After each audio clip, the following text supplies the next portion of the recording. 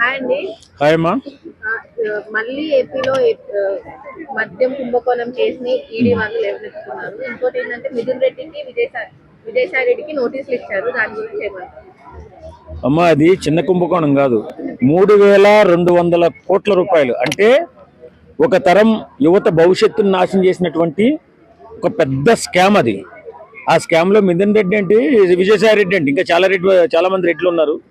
వాస్తవంగా ఇలాంటి కుంభకోణాన్ని చేసి ఈవేళ మహారాజుల్లో తిరుగుతున్నారు ఆంధ్రప్రదేశ్లో. వీళ్లే కాదు, చాలా మంది బయటకు వస్తారు. ఇది మామూలు కుంభకోణం కాదు, అతి భారీ కుంభకోణం. ఒక తరం చరిత్రని కాలగర్భంలో కలిసినటువంటి కుంభకోణం మద్యం కుంభకోణం. కాబట్టి అలాంటి కుంభకోణంలో విజయసాయి రెడ్డి కాదు, ఈ మిథున్ రెడ్డి కాదు, ఇంకా చాలా మంది బయటకు వస్తారు. ఖచ్చితంగా ప్రతి ఒక్కరికి తప్పనిసరిగా గుణపాఠం వస్తుంది. వీళ్ళ బాసుకి కూడా గుణపాఠం వస్తుంది. ఎందుకంటే అంత డబ్బు దోసేశారు ఆంధ్రప్రదేశ్లో లిక్కర్ కుంభకోణంలో. కాబట్టి వాళ్ళని ఖచ్చితంగా శిక్షించే టైము సమయం అన్నీ దగ్గర పడినట్టున్నాయి. ఖచ్చితంగా ఒకడు బయటకు వస్తున్నాడు. విజయసాయి రెడ్డి గారు ఏమంటున్నారంటే, అందరూ కొంచెం ముందే బయటపడండిరా బాబు, ఎందుకంటే జరిగిన కుంభకోణం వాస్తవం కాబట్టి మీరు తొందరగా బయటకు వస్తే బాగుంటుందని చెప్పి ఆలోచనతో ఆ మాట అన్నట్టున్నాడు. నిజంగా మంచి మాట చెప్పాడు విజయసాయి రెడ్డి గారు.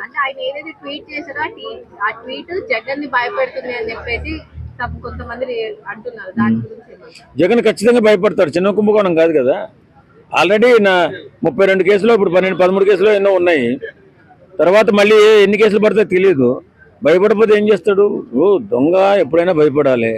ఎందుకంటే ఆయన 48,000 కోట్లు పట్టుబడ్డటువంటి ఒక, నిజంగా చెప్పాలంటే ఆర్థిక ఉగ్రవాది అతడు.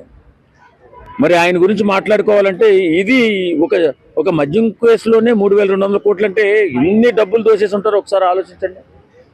మరి ఒకటి బయటకు వస్తే వీళ్ళు జైలుకు పోకుండా అయినా ఎక్కడికి వెళ్తారు? మరి ఖచ్చితంగా అందరూ జైలుకు పోతారు. అందరికీ గవర్నమెంట్ సరి అయిన గుణపాఠం చెప్తుంది. మిథున్ రెడ్డికి 23rd ఏదైతే ఈడీ నోటీస్ ఇచ్చిందో అటెండ్ అవ్వమని, ఆ అటెండ్ అయిన దాంట్లో మొత్తం కంప్లీట్ గా అతను ఏపీ కుంభకోణంలో జరిగిన డీటెయిల్స్ అన్ని పేర్లతో సహా మెన్షన్ చేసి చెప్తాడు అని చెప్పేసి ఈడీ అంటున్నారు. నిజంగా వాళ్ళు చెప్పినట్టయితే మెయిన్ ఎవరు లోపలికి వెళ్తారు? మెయిన్ అందరూ వెళ్ళిపోతారమ్మా. ఆ కుంభకోణంలో ఎవరెవరు ఉన్నారు అందరూ వెళ్ళిపోతారు. ఒక కుంభకోణం చిన్నది కాదు కదా, ఒకరి దగ్గర దాచుకున్న డబ్బులు కాదు అవి. 3,200 కోట్లు అంటే ఒకరి దగ్గర దాయలేరు. చాలా వందల మంది దగ్గర ఉండుంటాయి. అవన్నీ బినామీ పేర్ల మీద ఉండుంటాయి. ఖచ్చితంగా 100 మంది అరెస్ట్ అవుతారు. వీళ్ళందరూ బాసు అరెస్ట్ అవుతాడు. ఖచ్చితంగా ఇలాంటి ఆర్థిక నేరస్తులను ప్రోత్సహించకూడదు. ఫస్ట్ ఆర్థికంగా ఇప్పుడు రాష్ట్రంలో రాజకీయ ఆర్థిక నేరస్తుల వల్లే యువత భవిష్యత్తు నాశనం అవుతుంది. ఇది ఎవడు అవుదన్నా కాదన్నా జగమెరుగని సత్యం. కాబట్టి ఆర్థిక నేరస్తులను సపోర్ట్ చేస్తున్నటువంటి కొంతమంది దుర్మార్గులు కూడా సమాజంలో తిరుగుతున్నారు. అది కరెక్ట్ కాదు. ఇంకోటి ఏంటంటే, ఇప్పుడైతే ఈ డబ్బులు ఏదైతే ఏపీ కుంభకోణంలో డబ్బులు ఉన్నాయో, ఆ డబ్బులన్నీ కొంతమంది ఏజెంట్లకు ఇచ్చి విదేశాలకు పరారీ చేసినట్టు జరిగింది. సో వాళ్ళందరూ కూడా ఇప్పుడు వచ్చేసారు అంటున్నారు. వాళ్ళందరూ వచ్చి ఇప్పుడు ఎవరి పేరు చెప్తున్నారని మీరు అనుకుంటున్నారు? ఖచ్చితంగా బిగ్ బాస్ పేరు చెప్తారు. ఎవరి పేరు చెప్తారమ్మా? అంటే ఆయన ఇప్పుడు నాకేం సంబంధం లేదు దీంట్లో అన్నట్టు జగన్ మాట్లాడుతున్నారు. జగన్కి సంబంధం లేకుండా ఏదైనా ముందు కదులుతుందమ్మా? అలాంటి దొంగ మాటలు అబద్ధాలు చెప్పడం ఆయన వెనతో పెట్టిన విద్య. కాబట్టి వీళ్ళ ఎంత కుంభకోణం చేసినా ఏమి నంగనాశలాగా మాట్లాడుతూ, ఒక నిజాయితీ పరులుగా సత్యహరిచంద్రులుగా మాట్లాడుతూ ఉంటాడు. ఆయన ఇప్పుడు ఈడీ కేసులో 4,800 కోట్లు పట్టుబడ్డాయి. అతన్ని అటాచ్ చేసింది ఈడీ కదా. మరి ఆడి నుంచి వచ్చే డబ్బులు ఈడీకి సపరేట్గా దొరకలా, ఈ నాస్తులే. కాబట్టి ఖచ్చితంగా ఈ దొంగతనాలన్నింటిలో కూడా జగన్మోహన్ రెడ్డి పాత్ర లేకుండా జరగదు. జగన్మోహన్ రెడ్డి త్రూ ఈ పెద్ద పెద్ద గజ దొంగలన్నీ దొరుకుతారు. వాళ్ళు ఖచ్చితంగా మూల్యం చెల్లించుకోక తప్పదు. ఎందుకంటే ఇది భవిష్యత్తు అమ్మా, బిడ్డల భవిష్యత్తు. కొంతమంది జై జగన్ అంటారు తెలుసుకోకుండా. ఏం జై జగన్? ఒక అంత పెద్ద నేరస్తుని పట్టుకుని ఇప్పటికీ అందరూ కూడా ఇంకా జై జగన్ అంటున్నారంటే నిజంగా మానవత్వం ఉండాలి. ఇంత పెద్ద చిల్లర దొంగతనం చేసినటువంటి ఊళ్ళో ఎవడన్నా చిల్లర 100-200 దొంగతనం చేస్తేనే వాడిని ఒక ఊరంతా కలిపి ఎదవలా చూస్తారు.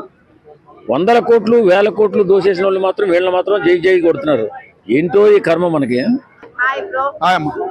రీసెంట్ గా మిథున్ రెడ్డికి విజయసాయి రెడ్డికి నోటీసులు వెళ్ళాయి అటెండ్ అవ్వమని. దాని గురించి అటెండ్ అవుతారమ్మా. సమాధానం వాళ్ళు అడిగిన క్వశ్చన్లకి చెప్పొస్తారమ్మా. ఎటువంటి ప్రాబ్లం లేదమ్మా. ఎందుకంటే ఈడీ ముందు ఇప్పుడు చాలా టైం పట్టింది, ఎందుకంటే తొందరగా చర్యలు అనేవి జరగవు కాబట్టి చాలా టైం పట్టింది. కొద్దిగా మన మీడియా ముందు ఏంటంటే ఏదేదో చెప్పేశారు, ఏదో భయపడతాను తప్ప ఆడ ఏ ఎవ్వరకు ముఖ్యంగా జగన్మోహన్ రెడ్డి గారు కూడా భయపడే అవకాశం అనేది ఆడ కనపడదమ్మా. ఎందుకో విజయసాయి రెడ్డి ఒక ట్వీట్ చేశాడు, ఏమని ఎవరైతే ఉన్నారో అది ఆర్మీని ఉద్దేశించి చేశాడు. ఆయన ఇండైరెక్ట్ గా వైసీపీకి నెగిటివ్, అంటే జగన్ కి ఇది మొత్తం బిగించుకుంటుంది, ఎవరైతే వైసీపీ వాళ్ళు ఉన్నారో వాళ్ళందరూ బయటకు వచ్చేయండి అని ఇండైరెక్ట్ గా ట్వీట్ చేశాడు. దాని గురించి అంటే ఈ మధ్య కాలంలో ఒక వీడియో విన్నాను, పవన్ కళ్యాణ్ నాకు దోస్తి అని ఒక డైలాగ్ నేను విన్నాను ఆయన ద్వారా. సాయిరెడ్డి గారు బయటకు వచ్చి మాట్లాడతాం విన్నాను. కానీ సాయిరెడ్డి గారు గుర్తుపెట్టుకోవాలి, నువ్వు ఎవరి వల్ల పైకి వచ్చావో ఎవరి వల్ల నష్టపోయావో అనే నువ్వు గుర్తుపెట్టుకోవాలి. నిన్ను పైకి తెచ్చింది ఎవరో కూడా అన్నీ తెలుసు. ఓకేనా? జగన్మోహన్ రెడ్డి గారు కూడా నిన్ను తక్కువ అంచనా వేయరు. ఓకేనా? ఒకప్పుడు ఏంటంటే నేను అనకూడదు ఆ మాట, వేరే దేశాలకి నువ్వు బయటకు పంపించడము ఎన్నెన్నో చేయడం అనేది జగన్మోహన్ రెడ్డి గారికి కూడా తెలియకుండా చేసావు నువ్వు చాలా అనేది మచ్చ కూడా నీకు ఉంది. అందుకే నిన్ను తీసుకొచ్చి వైజాగ్ నుంచి తీసుకొచ్చి వేరే చోట వేసింది కూడా అనేది చాలా పబ్లిక్ టాక్ ఉంది. నువ్వు చేయడం వల్ల నీకే లాస్ అయింది తప్ప జగన్మోహన్ రెడ్డి గారికి ఒరిగేది ఏమీ లేదు. జగన్మోహన్ రెడ్డి గారు అరెస్ట్ అవుతాడన్న భయంతోనే వీళ్ళందరూ నిజాలు ఒప్పుకుంటున్నారు, అంటే ఆయన పేరు బయట పెట్టాలన్న దాంతోనే ఉన్నారు అని చెప్పి చెప్తున్నారు. దాని గురించి మా ఒక్కటి చెబుతున్నా, మా జగన్మోహన్ రెడ్డి గారు జైలుకి వెళ్తారంటే ఎవరూ నమ్మరమ్మా. ఎందుకంటే ఉన్న సొసైటీలో చూస్తున్నాం. ఎందుకంటే ఆయన చేసింది కూడా ఇటు రాష్ట్రానికి ఉపయోగపడే కొన్ని పనులు చేశాడు. ఆయన దోచుకున్నా ఎన్నైనా కానీ దేశానికి ఉపయోగపడ్డాయి, జనానికి ఉపయోగపడ్డాయి. కాబట్టి ఏం భయపడేది ఏం లేదమ్మా. మన రాజకీయ నాయకుల గురించి భయపడాల్సిన అవసరం లేదమ్మా. ఏంటంటే ముఖ్యంగా ఒకరు ఉన్నాడు, చంద్రబాబు నాయుడు గారు. ఆయన ఉన్నంత మట్టికి నిజాయితీ అనేది ఉంటది. ఆ నిజాయితీ పరంగానే నడిచిద్ది గవర్నమెంట్ అనేది. బయటికి తీసుకురా, ఆయన తీసుకుంటే చర్యలు వేరే కనపడాయమ్మా. 2 సంవత్సరాలు అయింది, ఇంకా 3 సంవత్సరాలు అయితే మళ్ళీ నేనే వస్తానని జగన్మోహన్ రెడ్డి గారు ధైర్యంగా నిన్న కూడా చెబుతున్నాడు. ఏం చర్యలు కనపడుతున్నాయమ్మా? ఒకప్పుడు గవర్నమెంట్ అంటే భయం, ఇప్పుడు ఏడుందమ్మా భయం? చెప్పు నాకు. ఎవ్వరికి భయం లేదమ్మా. ప్రచారం టైంలో పవన్ కళ్యాణ్ కూడా అన్నాడు, ఏదైతే లిక్కర్ కుంభకోణం ఉందో దాన్ని తీసుకొచ్చి నేను లోపలేయడం నా బాధ్యత అని అన్నాడు. పవన్ కళ్యాణ్ గారు ఎలక్షన్లకు ముందు 10 సంవత్సరాల నుంచి నాయకుడు ఎట్లా cinema hero, cinema villain, cinema hero రెండు కలిపి మాట్లాడాడు అప్పుడు పవన్ కళ్యాణ్ గారు. ఇప్పుడు ఏమైనా మాట్లాడుతున్నాడమ్మా? ఇప్పుడు మాట్లాడుతున్నాడా చెప్పు? పిఠాపురానికే నిన్న వెళ్ళాడు, రీసెంట్ గా అక్కడ అధికారులను వంచాడు, పని చేయించుకుంటున్నాడు. ఒక రాజకీయం అనేది అనుభవం అనేది మొదలవుతుంది పవన్ కళ్యాణ్ గారిలో. ఆయన కూడా మెల్లగా మాట్లాడతాడు, ఎక్కడ ఎవరిని కంట్రోల్ చేయాలి అనేది నేర్చుకుంటున్నాడు, ఒక గుప్పెట్లోకి తెచ్చుకుంటున్నాడు, ఒక రాజకీయం అనేది నేర్చుకుంటున్నాడు. అది గర్వంగా చెప్పుకోవాలి ఒక తెలుగుడు. జగన్ గారు ఎవరమ్మా? జగన్ గారు ఎందుకు అవుతారమ్మా?